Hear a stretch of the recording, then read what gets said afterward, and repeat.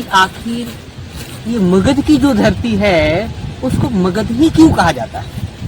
इस बात से आप मगध को दो खंडों में तोड़ कर देखेंगे तो मग जो धर बराबर गुजर, यानी मग का मतलब हुआ कि पूरी दुनिया के लोग जो धम्म की चर्चाओं को सुनकर इसको समझने के लिए आया करते थे कि बुद्ध या जो मगध की धरती का वो केंद्र है जहाँ पर सिद्धार्थ गौतम वहाँ बोधि वृक्ष के नीचे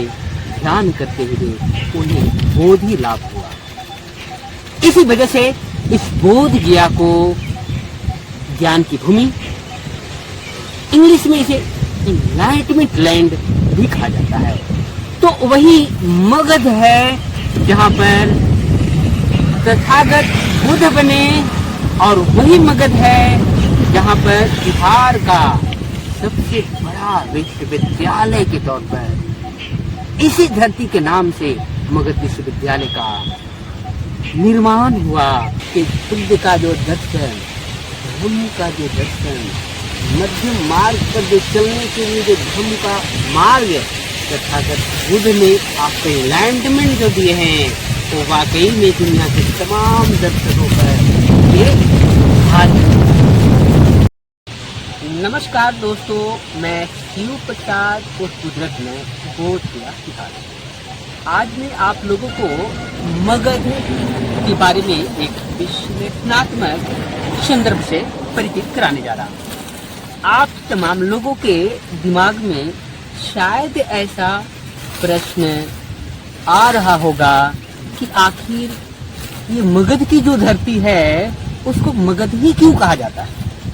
इस संदर्भ में मैं अपना एक विश्लेषणात्मक व्याख्यान से अवगत कराना चाहता हूँ। आप जैसा कि जानते हैं कि किसी भी शब्दों का सही मतलब उसका व्याख्यान के संदर्भ में जाने से पहले उसको हम लोग तोड़ते हैं। ठीक इसी प्रकार से आप मगध को दो खंडों में तोड़ कर देखेंगे तो मग जो धर बराबर गुजर, यानी मग का मतलब हुआ कि पूरी दुनिया के लोग जो धम्म की चर्चाओं को सुनकर इसको समझने के लिए आया करते थे। तो वो जगह और वो धरती यही धरती है जिसको आज हम लोग बड़ा ही गर्व से मगध के नाम से जानते हैं। खैर, इसकी हम व्याख्या को जो आधा अधूरा अभी हुई उसको मैं पूरा कर देता हूँ। मग का मतलब धम्म की चर्चा को सुनकर इसको समझने के लिए साधना जिसे आज लोग विपश्यना विशेष प्रकार से देखना कहते हैं,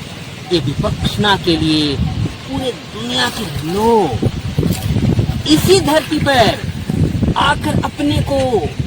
धम्म का ध्यान, धम्म का दर्शन को सुनने, समझने और मेडिटेशन के माध्यम से अपने जीवनचर्या या जीवन में उतारने के लिए यहाँ ध्यान करते हुए मग्न होकर धम्म को धारण कर लिया। और यही मग्न होकर धम्म को धारण करने वाली जो जगह है उसी को हम लोग मगध के नाम से जानते हैं। अभी मैं आपको स्पष्ट करा दूं, जैसा कि आप पीछे देख रहे हैं कि मगध की जो धरती जो धम्म के दर्शन और धम्म के महत्व को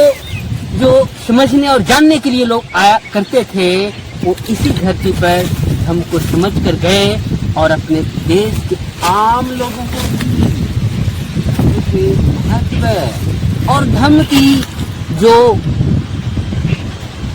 दर्शन और सिद्धांत और शिक्षा है उससे आम लोगों को भी लाभान्वित कराए हैं। आज उसी का परिणाम है कि बुद्ध या जो मगध की धरती का वो केंद्र है जहाँ पर सिद्धार्थ गौतम लंबे ध्यान साधना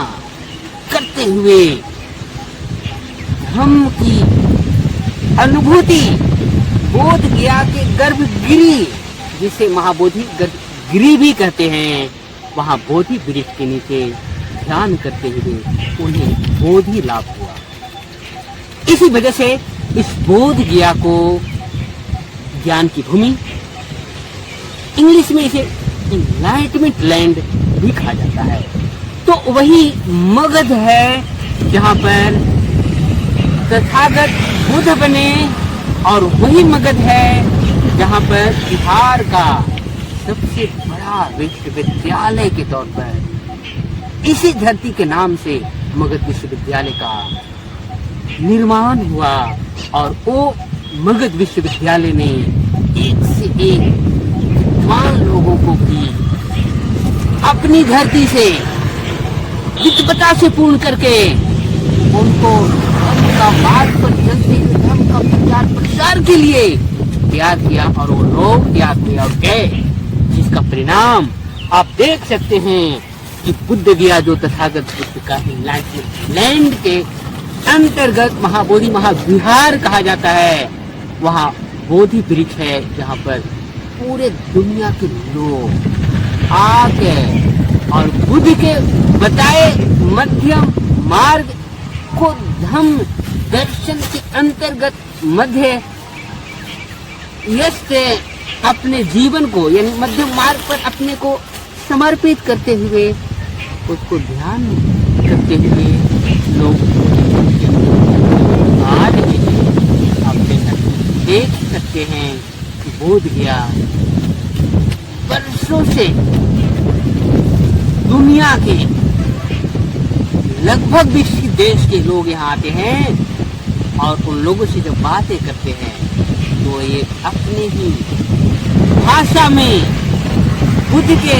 दर्शन की बातें और बुद्ध के द्वारा दिया हुआ मध्यम मार्ग, जिसे धर्म का मार्ग भी कहा जाता है, उस पर चलकर अपने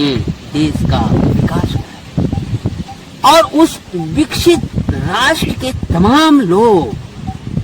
रिटर्निंग के भाव से बोध गया आकर बोध गया के आसपास अपने को थोड़ा ही अंश दान मात्र समझकर और धर्म की कर्म को बढ़ाने में अलग अलग गतिविधियों का प्रयोग ही नहीं, उसका पर चलकर लोगों को धर्म सिखा रहे हैं। इस प्रकार से हम समझते हैं कि ये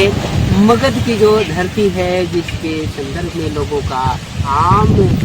आदमी के तौर पर दिमाग में मगध नाम ही क्यों पड़ा, इससे अगर कोई विचलित रहे होंगे, मैं समझता हूँ ये मेरा विश्लेषणात्मक जो व्याख्यान है उससे जरूर उनको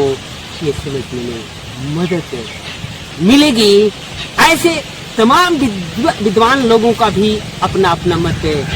हो सकता है और वो भी उनका व्याख्यान उनके द्वारा दिए गए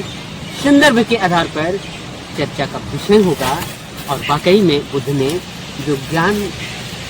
प्राप्ति के बाद धर्म का दर्शन जो दुनिया को दिए हैं, जिस पर इस मगध विश्वविद्यालय में भी मैं आपको बता दूं डिपार्टमेंट ऑफ फिलॉसफी है, वहाँ की भी तमाम विद्वान लोग ये भी इस पर जब अपने लिटरेचर के लिए कोई कंटेंट को तैयार करते हैं तो उनके भी कंटेंट में एक साफ दिखाई देता है कि बुद्ध का जो दर्शन, धर्म का जो दर्शन, मध्यम मार्ग पर जो चलने के लिए जो धर्म का मार्ग तथागत बुद्ध ने आपको एनलाइटमेंट जो दिए हैं, तो वाकई में दुनिया के तमाम दर्शकों पर एक वाकई में उन विद्वान लोगों के द्वारा जब ऐसी बातें कही जा रही है तो हमें भी ऐसा लगता है कि यह एक विचारणीय संदर्भ बिंदु है, जिस पर तमाम विद्वान जनों को उस पर अपनी अपनी बातें संदर्भ के साथ और कहा जाए तो व्यवहारिक करके उससे और तमाम लोगों का भी नई कुछ सीखने सिखाने को मौका मिलेगा। अब मैं इसी के साथ अपनी वाणी को विराम देने के पहले एक बात से आप लोगों को अवगत करा देना चाहता हूँ कि ये जो मगध शब्द का जो व्याख्यान मैंने दिया है और ये व्याख्यान भी बुद्ध के द्वारा जो दर्शन दी गई उसके संदर्भ में मैंने रखा है। इस संदर्भ में किसी भी दर्शक को अगर किसी प्रकार का सुझाव देना है तो कमेंट बॉक्स में अवश्य कमेंट करके दें, ताकि मैं उससे भी आपके सामने बेहतर से बेहतर हम दर्शन आधारित मगध का व्याख्यान करने में सफल हो सकूं और तमाम लोगों को भी समझ बेहतर प्रयास में आपका भी योगदान जो होगी वो सराहनीय होगा। इसी के साथ आप तमाम लोगों को जय भीम, नमो बुद्धाय, जय श्री बुद्ध।